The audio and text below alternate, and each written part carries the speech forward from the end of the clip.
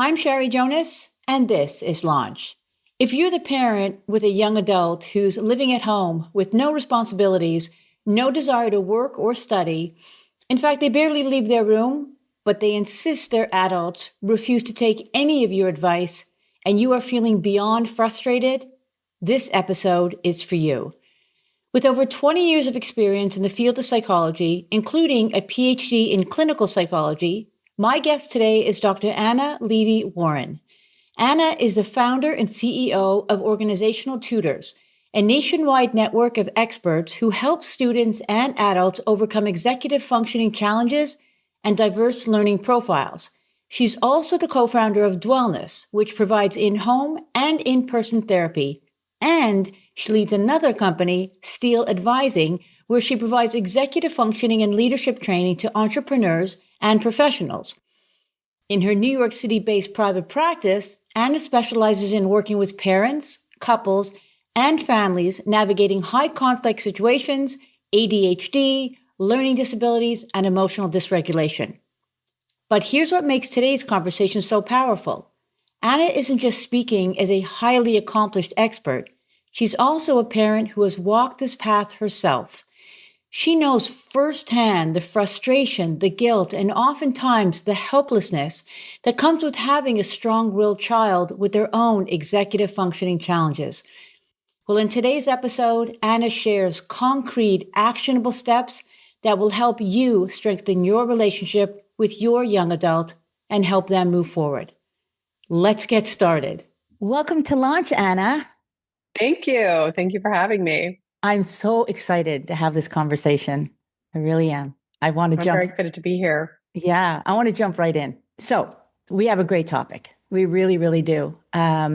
What inspired me to have you on this podcast is obviously your professional experience, your personal story, and your passion for helping parents navigate one of the most challenging situations, which is having a young adult living at home, making poor choices, not working, not studying, barely leaving their bedroom, and parents feeling completely powerless because biologically they're adults, they can't control them, but developmentally and emotionally, they behave like insufferable children. Mm-hmm. So basically, parents are faced with this conundrum that their adult kids in their 20s and 30s are not acting like adults at all, but they insist on being treated as such and refuse to take any of their parents' advice, which is quite literally driving parents crazy. So hopefully after today's conversation, I want parents to walk away with not just a better understanding of how they can manage this situation, but concrete steps that they can take to help their adult child move forward, at least out of their rooms. But Yeah, I like that. I like that as the first step. Let's get real about what we're looking at. the bar is low. Yeah, exactly. Set those expectations where they should be. But before we get into that, I want you to share with the listener your personal story, specifically what you've been going through with your daughter, because I know that it will help parents feel less alone, knowing that even a psychologist and experts in this field also struggle with their young adults. So please share with us what your experience has been. Sure. I mean, I always say I started doing this work and helping parents and kids with executive functioning challenges and all kinds of neurocomplexity way before I was a parent. And parenting brought me to my knees. I really could give so much advice, and I would go into these workshops with all this energy, and I'd give you 100 things to do. And I would watch the parents eye roll, but I thought I knew better. And then as I had my own children that really fell outside of developmental norms and really struggled, both in terms of executive functioning challenges, but also just psychiatrically, with anxiety, with depression, with all kinds of complexity, I was broken by it. I was really my heartbroken, I think actually is a good way to put it, and exhausted, and really with so many expert resources, unable to follow through with so many of the steps that I would have given parents myself. Mm-hmm. So my empathy is really high for what this actually feels like, means, looks like, and the implementation of strategies, even if you think that they are excellent. The Hmm. differential between what you read, what you know, what you think should happen, what all the people tell you, and then what it actually is like to live it. And my own daughter, who is not quite yet, she's right on that 18 brink, is really has had a lot of struggles with just getting to school, getting out of bed, functioning in very basic ways. And it has pained me enormously, and trying to sit with the difference between her chronological age and her developmental age, as you so articulately named, has been so challenging. So my story is one of both sort of the vision of what I thought I was going to be doing as a parent and who I thought I was going to be and the kids I thought I was going to have, and then the reality, the lived experience, and trying to integrate those two.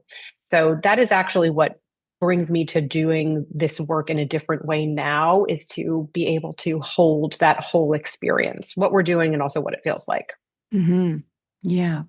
So, based on what you're seeing in your practice right now, what are parents most distressed and concerned about when they come to you with a young adult who is not progressing developmentally? I think in some ways it's just actually if I'm being straightforward, it's like kind of the misery of it. It's like, what are we like? We're just, you're living, sometimes you're living in your own home and you're trapped in your home with someone you didn't even want as a roommate, Right. and you're responsible for them. So it's actually thinking about, I have this dream. I think it's letting go of this fantasy that there's going to be, they need to get a job. The parents come to me all the time, like they need to get a job, they need to function, they need to do their own laundry. And then, we're laughing about it, but oh, and also if they could leave their room or if they could clean up after themselves. So there's this huge difference between the fantasy of where we want them to be based on their age and the reality of where they actually are, and trying to figure out how you move a kid in your home from one place to the other when you're feeling so exhausted, miserable, overwhelmed, and even the smallest things aren't getting done. I mean, I've had parents come to me and say, my 30-year-old is living with us and the laundry is quite literally flowing out of his bedroom. Even the person who comes to help us clean can't get in there. And I'm pretty sure I saw like last week's food, and I'm worried about animals in our house. And Mm. I don't know. And I cannot have that conversation. Yeah. Yeah. Many parents are frustrated because they say when their older kids are saying, "I'm an adult, you can't tell me what to do." Mm. So, can you clarify the distinction and the disconnect between the developmental or the emotional stage Mhm. of these adults versus their actual biological age? Right. I mean, one of the things that's so hard is that we know all different kinds of psychiatric profiles lead to what we call like a developmental lag, where there's just an age gap. And then I think the internal family systems model really speaks beautifully about parts of self. We all have parts of ourselves that are quite young, right? There's no world in which even as parents, you don't have a frustrated moment where you find yourself acting like a teenager, like, well, you stop it. You have a version where you're doing it right. Don't you tell me what to do, and then you listen to yourself afterwards and you think, that really didn't sound so great, did it? Like Right. you Right. didn't sound good, but you Right. have that part of yourself coming forward. So I think what's really complicated in these moments is that the chronological age is important in understanding, the bell curve of normative behavior and what's expected socially. And beyond that, it's actually giving us very little information about the parts of self and how old they are.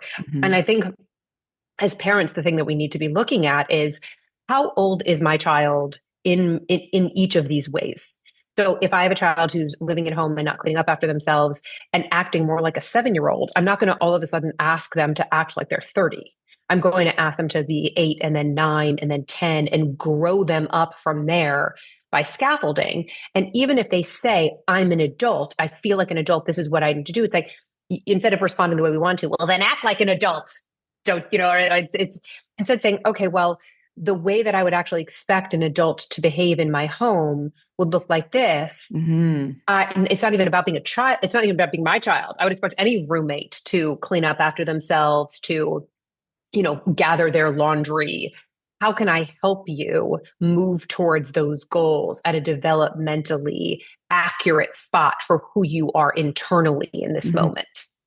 So that might be something like, setting out the laundry basket, giving the day of the week and saying, if you're able to, if you want your laundry done, this is what needs to happen in order to ensure that this step is taken for you. And other than that, there isn't a backup plan. Like your laundry then is I can teach you how to do laundry. I can put the laundry basket out and give you an opportunity to get your laundry done. But if it doesn't happen, then you're going to be stuck wearing your dirty clothing. Right. So when parents are saying, what do I say to my kid when they tell me I'm an adult, you can't tell me what to do. And they're not acting like an adult. They get shut down. They really, Mm-hmm. that's the one thing that they say that they just go, yeah, I guess I can't force you. You are an adult, even though it's obvious they're not acting like one. And I strongly suggest that they have their adult child look up the definition of what an adult is.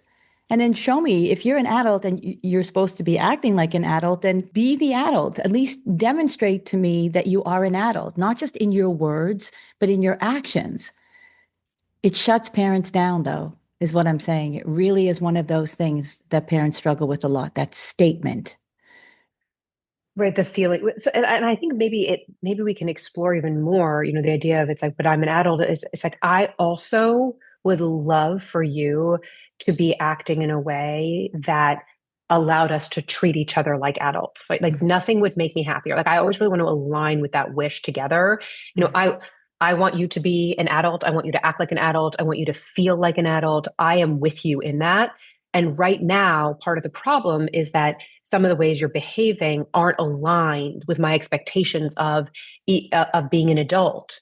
And so what can we do, right? Like how do we put the problem on the table in front of us? It seems like you want to be treated like an adult. You want the freedom to be able to move in the way that you want to. I also want that. But until this moves, I'm not sure how we do that well. Like, can we work together on figuring out how we move the needle on the feeling that you want, the feeling that I want, and where we actually are, so Mhm. that we're trying to get this idea of being an adult to be something that's like, yes, we all have a shared wish, but that's not, in my opinion, adult behavior. Mhm. So, and actually, it's okay if you have a different idea of adult behavior. I want to hear your idea of adult behavior. What do you think would be an adult behavior in this situation? What do you think is when you say you want the freedom of an adult, what does that look like? What does it mean to you? What are the expectations that you have of it? So to get into it as a way that we're collaborating on both the definition of adulthood and what the goal we're moving towards is without it being between us. Love it. We can stop right there. No problem. Just get that done, right? That's so easy. Yeah. So when parents, here's another one. When parents come to you and they say, I hear this a lot, I've tried everything and nothing is working. Mhm. What do you see is missing in their approach? I mean, first of all, what I hear in that is hopelessness, helplessness, fed upness, exhaustion. And I just want to take a minute to be like, yeah, I often feel like that too. Just that's even though it's concretized in a thought, that to me it's capturing an underlying feeling of hopeless. I feel like I've tried everything. That's not a feeling, but it's that's what's coming along with it is, and usually there's grief underneath it. Mhm. I'm not able to accept that this is what it looks like. And I'm in grief that this is my experience of my day to day. And I am exhausted and can't find another way to move forward. And I think that, there's some tricks that I use that are very strategy concrete. First of all, I think as parents, when we feel that way, we should try to talk to someone else, meaning you pretend to talk to somebody else about it. So you imagine that person is your friend. You say, I would say, like, Anna, you feel fed up, you feel frustrated. Clearly, there's no world in which you've tried everything. So, what is something? Let's take something really small that's really like, what's the thing that's getting you today? And it can be something as stupid as, they aren't clearing their mug off the table in the morning. And I'm that every day I see that stupid mug and we've talked about it 100 times, but be honest about like, what's the thing that's getting you underneath it? And then really start to think how important that moving, that mug getting into the sink would really make a difference in my day, and just get simple. just get really clear that that's the thing you're working on, one thing at a time. You don't get big about it because we want that synaptic success. We want that feeling of movement, and to really dig into, okay, there is a plan where if the only thing I'm working on is to move the mug into the sink, I am sure there are things I could try. Let me try and like be strategic about it. Let me think about it. Let me make it smaller. So you make it small until it's successful. So if it's getting the mug to the counter, how do we reward that behavior? How do we make it feel good? What is the thing that we need to help it move so that we can feel movement? And I think that that's actually the thing that moves us out of helplessness and hopelessness. And I've tried everything is movement, right? And then it gives you hope. And once you have a touch of hope, then you remember that movement is possible. Then you remember that there are other things you could try. But to me, that's a mindset shift more than anything else. At the top of it is getting out of that idea. And we've all been there. We've all been like, I've tried everything. I can't get my kid to do this. I can't get my kid to do that. So the idea is make it smaller, talk to someone else in your own head, stop making it your problem because you give better advice to other people, and really try to just get the feeling of hope and movement as the goal instead of all of the big concrete things it touches. Like my kid can't clean up after themselves. This kid is never going to work because they can't get their mug into the sink. But we get disproportionate so fast because it's so overwhelming. And that's when the hopelessness sets in again. You touched on something. You said reward. Mm-hmm. And I remember when my son was younger and teacher was complaining, all of his teachers, until we got this figured out, that they were complaining that he was always acting up, and they would, punish him. Consequences. All parents think consequences mean punishment of some sort when they're younger. And so I said, okay, listen, not everybody operates that way. Not everybody operates on punishment as a consequence. My kid operates on reward. Mm-hmm. And I think parents have to shift that. It's like, I can't, what do I do if they don't? What what can you do positively if they do? Think about the reward aspect, because a lot of people operate on reward conditioning rather than on punishment. So I like that you mentioned that, because that alone is another way of thinking. Yeah, anyone with ADHD will know this right out of the gate. Like there's no consequence or punishment that works. We actually know that punishment generally doesn't work. It's just so painful to give up on the idea that if we could punish, it would help. I mean, it's sad, it's hard. And you're naming a clear truth that actually, natural consequences can work, but rewards actually work best because our brains want a synaptic yes. We want a success feeling. Yeah. You're driven toward it. So if you have a feeling of good, and that doesn't mean you're giving money if you put a mug in the sink, it can be that it's just validating. It can be like, thank you so much for doing that. Because relational connection and positive reinforcement is in terms of the feeling between two people can be great. It can be that you go do something together. It can be so many different possibilities, but it has to feel pleasure filled. It has to feel good. And that actually makes things change. And if you think about it, adults do this all the time in our real lives. If I'm doing a podcast and then I think, oh, I'm going to have a delicious lunch afterwards, I'm going to reward myself. That is the same thing. I'm just doing it for me. So you don't have to be, versus if you don't get on that podcast, you can't eat. Well, then I'm just sitting there thinking but I'm hungry. Like I want to eat, right. And I'm mopey about it. And so if you actually apply the feeling in yourself to the thing that we're asking of our even adult children, it's really, we know what works because we have it in our own bodies. Mm-hmm. Yeah. I'm a big fan of reward. I think everything is about reward, love, money, health. It's all reward. It's all what drives us. The punishment is what deters us, but the reward is what moves us. Absolutely. So I love that. When a young adult is stuck, a lot of parents are unintentionally making it worse. And I think we just touched on something. They're making it worse because they think they have to get angry with them and and make them feel even worse for not putting the mug in the sink, so to speak. And many parents are actually hoping that their adult child's going to wake up one day and ready to conquer the world. So they're Hmm. either doing something unintentionally wrong or whatever, in error, based on their own childhood, whatever it could be, or they're just doing nothing at all. How much of the solution is on the parent changing their approach? And I'll preface this by saying, because a lot of parents will come and say, what can I do to fix them? Mm, I want to fix them. They're broken. I want them to be better. And I'm thinking, it's not the child. It's not the adult that's broken. I mean, they're going to they'll have their own issues for sure, but the work starts with you. So yeah. I'm answering the question, but I'm deferring it to you right now. That how much of that is on the parent? I mean, I think I would actually, if it's okay with you, change the question a little bit instead of like on the parent. I think if you want to see change, the change can only lie with you because you can't make someone else change. Mm-hmm. So the idea to me is, this is the power of modeling. First of all, if you change your behavior, you're already doing the best thing you can by modeling change. So stop saying to someone else, take a breath. You take a breath. I mean, that how many times I remember saying to my kid, like, calm down. I never said calm down because that would make me angry. But the idea is like, I want you to calm down. But actually, if I calm down, I'm modeling calming down, and that's much more impactful. So the power and control and strength that you have is in the thing that you are doing. And Mm. that is actually the only thing that you can change. So don't even bother trying to change them. There's no value in that. What you can change is the relationship you have to that child. You can change the way that you're interacting.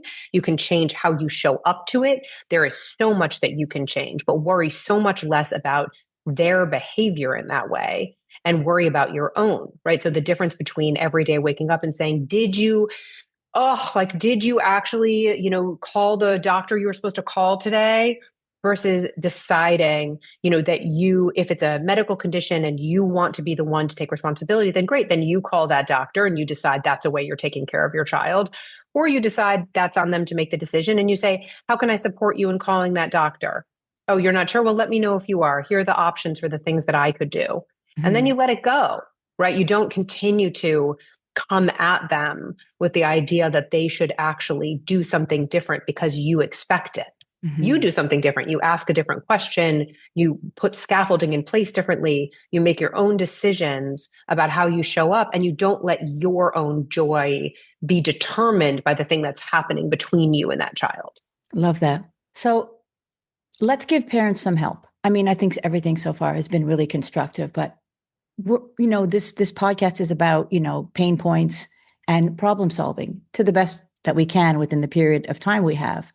And again, I love the modeling. I love the modeling. It's really actually quite easy to take a look at yourself and your behavior and your emotions and how you're reacting and responding and make that the starting point for change.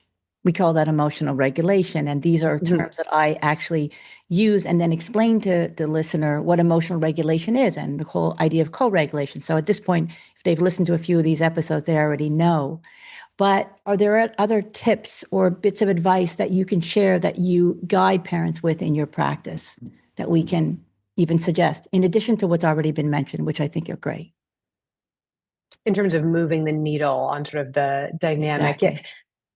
I mean, I think this idea that I mentioned before about putting the problem on the table and being collaborators in change is a really crucial one and a good place to start. And especially, to me that can be concretized in a weekly meeting even. Like let's talk about going over a calendar together every week. If you're living in my house, that means that there's chores to be done. That means that there are things that have to happen, and we don't have to get into it in a daily way. We don't have to make big, when are you getting a job kind of statements. But we Mhm. can say that when we're living under the same roof, here are some shared expectations. And I could have an idea that the most important thing that has to happen is laundry. My adult child could say the most important thing that has to happen is that I want dinner on the table, right? And we're like, okay, well, great. Let's have a conversation about what that means. If dinner is the thing that's expected from you and you want to have dinner with us every night, then what is the thing that you're responsible for so that there's a shared adult space of having dinner? Are you cleaning up after dinner? Are you cooking once a week? But instead of telling, right, like that's acting like you have a child, telling that that child of yours, right? Like, what is it that you're doing? It's saying, what is it that you actually think would be an adult interaction here? What do you think would work? And then having that discussed in an ongoing way every week so that Mm-hmm. there's a reflection point, there are shared expectations, there's collaboration, there's this feeling of being on the same side of the table. Because to me, that's an adult interaction versus a child interaction. You don't get to tell them what to do. And I think when we fall into the pattern of, but you're living under my roof or I'm supporting you, the problem is that that conversation really doesn't go anywhere. Mm-hmm. Unless you're really willing to kick them out or you're really going to cut them off or you're really going to do something that's going to send that message, then it's kind of an empty promise and you all know it. Mm-hmm. So the idea is like, how do we lovingly shift the dynamic to be something that feels better to all of us from a place of collaboration? Got it. So I'm hearing consistency, Mm-hmm. weekly check-ins, Yep. right? And these are the things that parents, unfortunately, it does feel like an elastic band. You pull it, you think you've got it, but the second you let Mm-hmm. go, it goes back. So if you're consistent and you say every single week, we're going to kind of reevaluate, revisit what we've discussed and see if it's working for us. Yep. Love that. Okay. And in writing. I mean, that's it. Sorry. Let me just not skip that. Let's not put words. Whew, let's not go to words. They're silly. Love I think that. we always want to talk about things. And especially if you have a kid with a complicated neuropsych profile, like an attentional disorder or spectrum disorder, which, often can be, or even depression that is suppressing the executive functions in that moment, you might not remember. And that can be legit. And then there's so much frustration. Well, we had that conversation last week. I think having someone say, let's take notes on this. Let's put it out there together. That's not as punishment. That's as a way of reflecting. It's a way of holding it for both of us. And if we need to change it, we'll change it. But put that stuff in writing. And if I want to have hard conversations, I often will put that in writing first, even with my own kids. Like I will not, because the time you want to have the conversation is when everyone's upset. That never works. And then when it's over, nobody wants to think about it. So put it in writing, reflect on what happened. What's the thing that we need to have change and how are we going to make that change going forward? And then have a version of it that's shared for everybody. Love, love, love the writing. I can't tell you. First of all, I've been writing to my kids for years, for as far back as they could remember. We'd have a conversation, there'd be an issue, and I always refer to my kids because it's easier to do that. And I would write them notes when they were sleeping so that when they would wake up in the morning, there would be clarity, what happened, the discussion we had, why this is important. And it's so funny because years later, when I'd be cleaning up their room, I'd find all these letters that I wrote about how we're going to work on something. And so I 100% love that idea. And I want parents to really believe that putting everything in writing, first of all, it gives you an opportunity to calm down. You're not going to put anything in writing that you're going to regret. And that's the things that they remember. They only hear the anger and the tone and the words you choose. But in writing, and it's also kind of contractual. And that's a life skill because they're going to have contracts in their life. They're going to have these agreements and they're entitled to negotiate agreements. So I love the idea of putting things in writing. And you can't, if you're going to go back on what you wrote and what you agreed on, then you have to be accountable for that. So I love that. There's a big issue of shame Mm. that many parents carry in this situation, especially around the loss of control of or influence over their young adults. How can we help parents get past that? I mean, what a huge question. I mean, I think we all sit with so much shame around, it really comes from, I think it actually comes from a kind of beautiful place of wishing for it to have gone differently, right?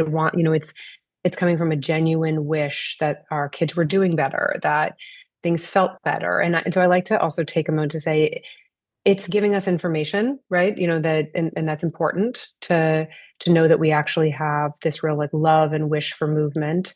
But I think that, the shame that we feel is around the disappointment and the grief and being able to pull that apart, right? It doesn't mean that you did anything wrong or bad. You could have done things that are wrong, but people are allowed to make mistakes too, and we can move forward and be forgiven for those mistakes. Mm-hmm. So the idea is to sort of separate out the feeling of shame from what's going on now to like that feeling, I'm a failure, I didn't do what I was supposed to do, is giving us information about younger parts of ourselves that don't feel good. We want to really see them and hold them and understand that actually we can move forward differently. We can forgive ourselves and we can heal those wounds. And that doesn't have to be healed before we make a change behaviorally. And I think that that separation is really important to me, Mhm. that we can hold space and say like, I am feeling shame without acting from the shame, Mhm. without behaving from a place of, I'm a failure as a parent, right? I feel shame about the ways I failed as a parent, and there's nothing I can do well anymore, is really different than, when he doesn't leave his room every day, it touches the feeling that I didn't do something I was supposed to do when he was younger, and the shame that kind of overcomes me. And I need to I need to examine that shame, but put it away while I try to do something different with him now. Mhm. It's beautifully said. I love that. It's almost like putting logic to the feeling, making sense of the feeling. So instead of getting into the weeds and feeling all the shame and guilt, that you kind of look at it from almost like a separate point of view, looking at yourself, experience this, and almost finding the reason, there's purpose, and there's growth. If you can recognize that, yes, I feel terrible about this situation, but I can fix it. I can do better. So I like how you're kind of turning this into like not just a feeling, but an acknowledgement of it, a thought that goes ahead around it. I think that's really important. I hope it's organizing. I think that when we're feeling overwhelmed or flooded by feelings, there should always be space for those feelings, right? It's very important to name, right? Like name it to tame it when we're really young, right? It's Yeah, yeah, it's yeah. so important and it really helps, but it also organizes it and it gives it some holder or container versus acting from the feeling. And I just find over and over again that I want to be able to say to you, I feel overwhelmed. I feel sad. I'm grieving, but I don't want to mope around or yell or be saying like, I'm a failure. Those things are really different and Mm. they allow for different kinds of movement. And so I'm hoping that that kind of organization really does give space to make change differently without sort of foreclosing the experience.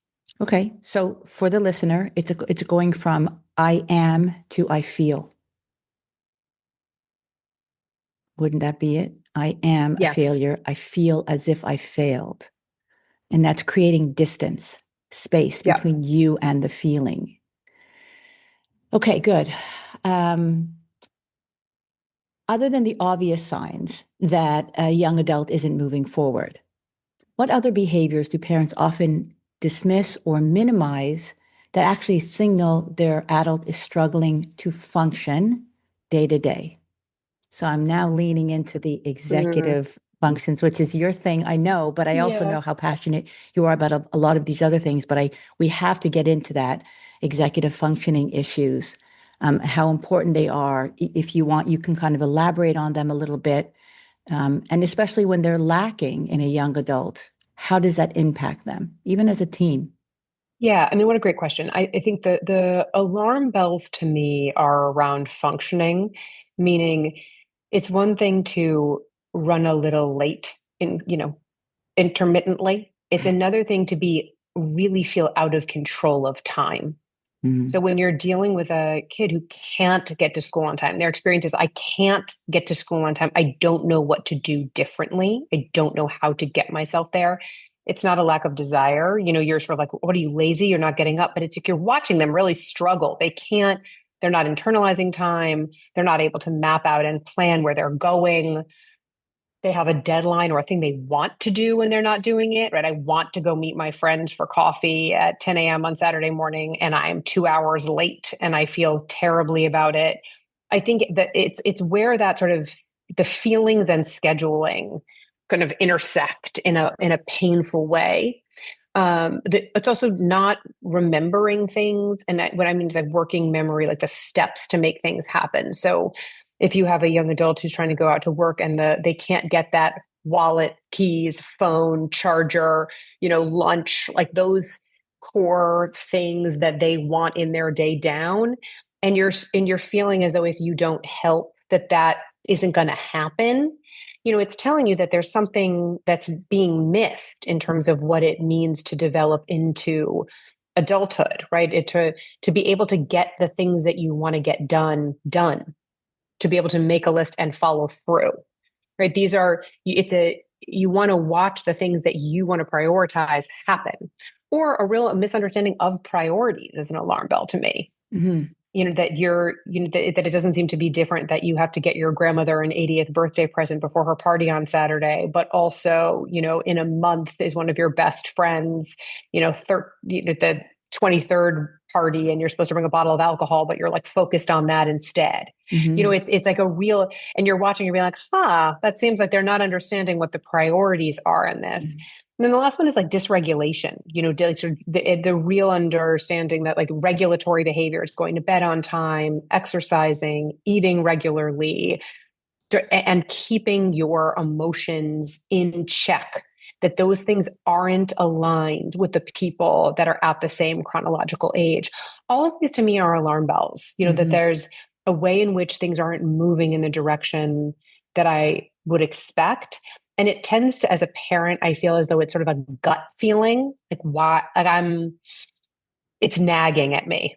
Mm-hmm. That's it. Like something is nagging, and it's not just my own frustration. I feel worried Yeah. and worry, that's sort of setting me up to say, wait, why aren't you doing that? Why isn't that happening? I'm Right. confused. I thought we tried to help you with that. Hey, we made a list. It's not changing your behavior. Mm-hmm. Right. So those are the things that actually end up causing me to say, hold on, something is not coming together here. We need to really focus on changing these behaviors.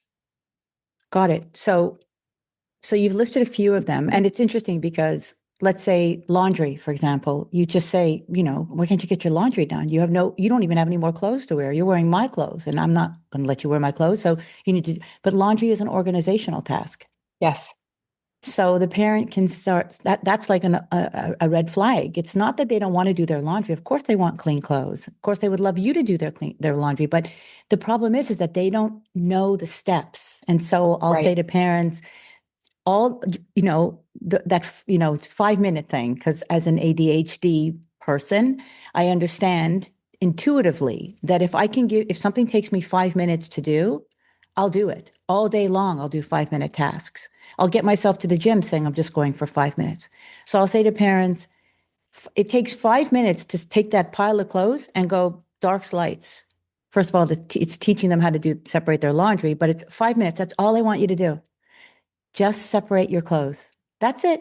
No, or put everything into a basket. How about that? Here's the basket, throw it in. Well, we're done for the day. Tomorrow we separate. You know what I mean? Like, so, Yeah. so these are like these are red flags. Like why? And I love that you said the prioritizing thing, because a lot of parents are like, you just don't care about those things. They're struggling with those things. It's not that they don't care. These kids aren't bad kids. These executive functions are really, and parents aren't aware of them. They just keep thinking they've got a lazy kid or a kid that doesn't care, a selfish kid. But the truth is that these are executive functions and they have to be handled differently. But are parents equipped? Do they know what they should be doing differently to handle these tasks, these adult tasks that aren't getting done? So that's why I'm like, I love the idea of talking about them and giving parents suggestions on, when it's an executive function, here's how you will know. And I like your idea because you don't have to be an expert to have a gut feeling that something doesn't feel right. Why is this so hard for you? Why, time blindness. Hmm. Do they even know what time blind? No, you're not late because you're selfish. You're late because you have trouble understanding how time works, and that you don't back things up and all these balls in the air. You don't realize that what has to be done, making a meal and the steps it takes in a recipe. All you look at the kitchen, it's a complete mess. It's not that they're messy. They literally have trouble with the steps in a recipe. And so, but these are things that parents just have to realize, okay, you really have to go back to teaching and coaching and advising. You're not even parenting anymore. You've got this young adult in your house. And yes, it's call it like a roommate. And your roommate needs a little bit of help. They need to know how we're going to function in this house together, but they need your support. They need your guidance. And so that's why, We talk about executive functions as it's separate from, it's almost like an issue that's manageable. It's more manageable to know that there's executive function issues than it's just a bad personality. Right. And statistically, the chances that you have a kid that's really lazy and like doesn't want to do it, it's really low. And actually, even more than that, if they are not wanting to do it and that's also its own sadness. Then it's not actually that it's not an affront to you. That means that we're lacking motivation, and that's also a problem. So I think there's a way to treat this from, if they don't want to do it, that's sad, right? Because they're missing that. No one feels good when they're not doing things. This Mhm. never feels good. So if you're not getting stuff done, if you're missing deadlines, if you're not prioritizing, it doesn't feel good. And as parents, we want our kids to feel good. So the thing we're trying to help them do is feel that what is going to help you feel good about this is another kind of question. Mhm. I don't have to be mad at you that you're not cooking dinner on time, but I can say to you, if you're going to cook, how can I help you get the meal done in a time that's going to work for everybody so that it feels good to everybody? Because we want you to have the deliciousness of having cooked a meal that everyone's excited about versus it being done at 9 p.m. and we all went to bed and you didn't get to actually enjoy people enjoying your meal. Mhm. So it's actually getting into it. It rarely feels good when you don't do the thing that you said you're going to do in the way that you're going to do it. And time blindness, right? It's not, you don't feel time. So when somebody says 5 minutes, you don't have a hustle in you because you don't have a sense of what 5 minutes is going to be. Mhm. And so to help by setting a visual timer and you making sure that that's utilized and saying, as like a pie chart moves versus 5 minutes really is a game changer. Mhm. And to be on the same side of the table of like, how do we help you feel time so that there's more sense of urgency to get something done or a hustle to get out is a very different conversation than it's 5 minutes. Why are you not ready? So it's making sure that we're anticipating these problems and trying to offer scaffolding that's appropriate to the change you want to make versus the frustration of the pattern over and over again of it not being accomplished. It's funny, I'm getting a lot of this compassion from you, you know?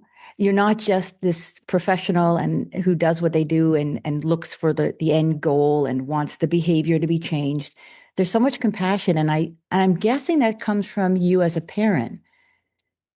There's Yeah, it's funny because I actually consider myself, I can be pretty sharp and I'm considered to be like harsh. Like I think my youngest sister sometimes it's like, you don't like me. It's like something, right. because I'm glaring or irritable. And Yeah. I'm not whenever someone says, you're so nice, I'm like, no, I'm not, like I'm not a very nice person. But I do think, my daughter really taught me a very hard lesson when she was not going to school. And I was getting so upset and frustrated. And I was just desperate. And I said that, I was like, get up, like you just have to get up. Like and I was saying things, the things that are coming out of my mouth were terribly unhelpful. I would not, say them here, but they were coming out of my mouth. And she said to me, Mommy, you're only mean when you're scared. And I was sort of Wow. silenced by my, at that point, 14-year-old, because I really sat and I realized she was right, that I was scared. I was scared about her well-being. I was scared that I didn't know how to help her. And I was getting desperate. And so in my desperation, I was taking that out from the hopelessness and desperation, like, just do it. Like, just get up, and her Mm. experience is like, if I could do that, I would. Do you think I'm Yeah. liking this? Yeah. Like, why are you being mean to me? And I was like, I didn't even hear myself as being mean because I was just desperate. And so I think my compassion is really one of like having been told, think about what you're scared about. It's like, oh, I love her and I'm scared she's unhappy. I'm scared she can't do these things. And I need to take it down so many notches to just sit with her and her experience and then try to make really small changes. Like, okay, you're right. I am scared that you're not going to school. Why am I scared? I said, what's going to happen to her? Like, okay, actually, it's okay. It's, Mm. so she's not going to go to school for a few months. Like what's terrible about that? She's not going to never not learn again. She's not going to, the only bad thing that happens is actually if I'm escalating the problem by making her feel terribly about herself that she's not going to school. She also wants to go to school. How do I help her? How do I help her get to school? What are the things I need to do? It's like I had to take it, I had to really simplify it, Mm. but I was getting so panicked and intense about what I thought is this behavioral change that needed to happen. And so I lost my compassion. So I think I appreciate you giving me that feedback and sorry for the long-winded response, but I think it's really getting to, oh, I was shown by my own kid that that's the only option. Yeah, I love that. I love that. It's at the end of the day, we're everything that comes out of our mouth to our kids. I mean, we have to take our time. We have to walk away from situations before we have these emotional reactions. But when we can explain to them that I reacted that way because I was afraid, I'm scared, I worry, Mm-hmm. I think that humanizes us to our Totally. children, you know? I Um, also just did something I want to name that because it's a little funny, which is that I've gone on too long. And that's another thing as parents that we always do is that we just go on too long. Like we start talking and talking and talking, and we lose our kids within the first, 30 seconds of the conversation we're having. So even though I have gone on too long and not modeled this, one of the things I really try to stick to when I have conversations with my kids is real clarity about like what's the point of the thing we're talking about? What are the three things I want to say? Checking to make sure it's responded to and that they understand and stopping before they do that phase out, I'm not listening to you thing.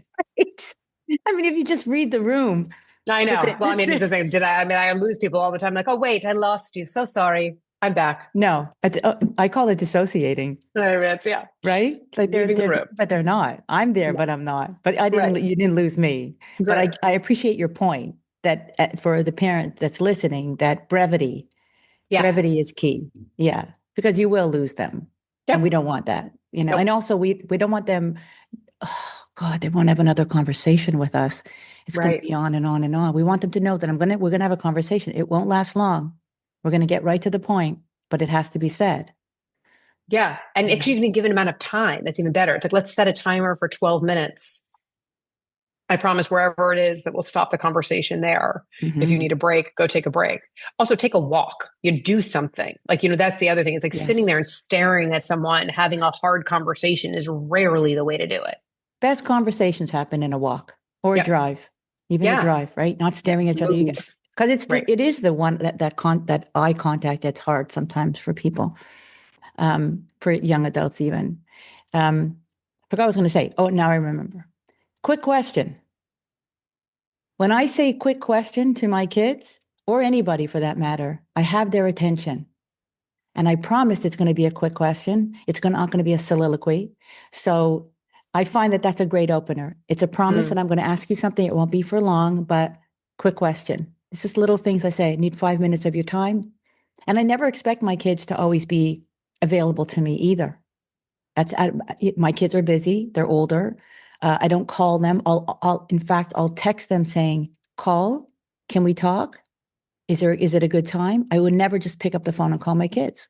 That is not, I wouldn't want them to do that to me. They don't know how busy, well, I should say they do know how busy I am, and they're equally busy. So this kind of mutual respect of our time is actually very appreciated and encourages more conversation just in shorter increments.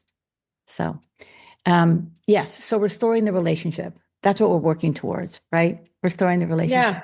Because you can't actually make change without the rapport, right? I mean, there's no reason, to bother if you don't have a good relationship. Yeah. Yeah, exactly. It's the core. That's why I often talk about connection. It's communication, but sometimes Hmm. communication is not talking. But that connection, a lot of times parents forget to do things with their adult kids. And Yeah. so I say, if you want them out of the room, give them a reason, run an errand, grab a coffee, like do something because they do want to get out of there. They just have nothing to do, especially if they're not working, Totally. right? And yeah, and the other thing is, my daughter also taught me this, which she in a not the nicest way, but she definitely said to me, stop asking me to do things that you want to do, ask me to do things that I want to do, Love it. and that was really hard for me because it's true, I don't want to go to the mall. I want to confess that to you now. Like it's pretty much my nightmare. It's inside, there are no windows, it's got consumerism. I'm like I struggle. That is the thing that she wants to do. And I'll be like, let's take a walk in nature. Like that's the thing that I want to do. Or why don't Right. we go for a run together? And she's looking at me like, do I like those things? I was like, Yeah. no. And it's true. I needed to think, okay, well, what's a thing that we actually both want to do? What actually feels fueling versus again with this fantasy that we have a thing that I want her to do the thing that I want her to do. Mm-hmm. And that is unhelpful. And so I think evaluating in a more genuine way what is going to be motivating instead of over and over again saying, like, do you want to go take a walk with me? If your kid doesn't want to take a walk and you don't like video games, like that's still worth getting out of the room to play some video games if that's going to help you connect. Mm-hmm. And sometimes we have to sacrifice the thing we want to do for the connection. Right. Right. If you're going to go to a movie with them, it's not a movie you want to go see. It's Right. it's a movie that, or they want to go see. Although I've done that for years. I told my kids at one age, I am never seeing another talking animal again. Like we are so done with Disney. And I always love to leave on a positive note for parents who feel so discouraged and worn down. What is the one thing that they can take away from today's conversation? I mean, first of all, that you're in good company, which I just think also, we're not alone in this, which I think you're doing a beautiful job of communicating, right? And just having this podcast of like, this is something that is much more common to struggle with. And so to just feel in community, which I think really is a beautiful gift. But the other piece of it is to go back to something you said earlier. If there's always change to be made, and if you can't find it, make it smaller. Right. So it can be so simple. It can be turning off the lights when they used to leave them on. It can be putting the laundry in the basket, but that go for small change over the larger wish that things shift, because that small change will bring the hope, will bring the movement. And I think that it is really what our brains want, right? If once we feel that hope, it's air. It's oxygen in our tanks. It feels good. And so if you're sitting here today being like, I feel hopeless, name it, say, okay, I'm feeling hopeless and helpless, and find a tiny thing that would feel different to you and move on that alone, let go of the larger narrative, focus on it, and try to be a collaborator in making that change so you feel the hope. Yeah, it's all about those little baby steps, tiny little actions. And actions are what create motivation, because it's that feeling. So movement, momentum, baby steps, it's all good. Usually I do end each episode talking about hope. Oh, really? Yeah, because parents need that. But we know that hope alone is not going to really activate the change, and that constructive action does. And I think today you gave parents some really good tidbits and nuggets of advice and the reassurance that they will actually, if they listen, will move the needle, right? So I can't thank you enough. I was looking forward to this conversation. It's everything I wanted to be. You met my expectations. Well, thank you. Woo! It's like the first time in a long time I've met anyone. Thank you very much. It's really wonderful to be in this kind of dialogue. And it actually helps me feel more together with other people who are going through similar things. So thank you. Yeah. Yeah. Parenting is hard. It's hard. It's no joke. Let's leave on that. Okay. All right, Anna, thank you so much. Thank you. I hope today's episode gave you valuable insights and actionable steps that will help you guide your young adult to launch successfully into adulthood. If you found this topic helpful, feel free to leave a comment and hit the subscribe button so you never miss an episode.